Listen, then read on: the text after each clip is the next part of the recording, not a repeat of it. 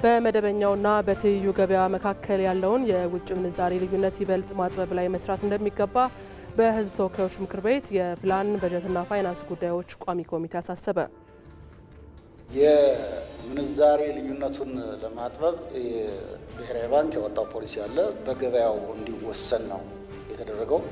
ይሄ መጀመሪያ ሲጀመር ጥሩ መቀራረብ ነው የነበረው ኦልሬዲ በገበያው ሲወሰን፣ በኋላ ግን እየሰፋ የሄደ ስለሆነ አሁንም በባንክና በጥቁር ገበያ መካከል ያለውን ልዩነት ሊያጠብ የሚችል ስራ መሰራት ይኖርበታል።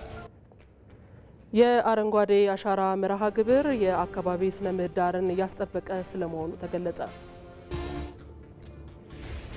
ከውጭ የእስራኤል የጸጥታ ኃይሎች ላለፉት 4 ሳምንታት 550 ፍልስጤማውያንን መግደላቸውን የፍልስጤም አስተዳደር ገለጸ። በስፖርት የሌስተር ሲቲው አሰልጣኝ ሩድ ቫን ኒስተልሮይ ከክለቡ ጋር ተለያየ።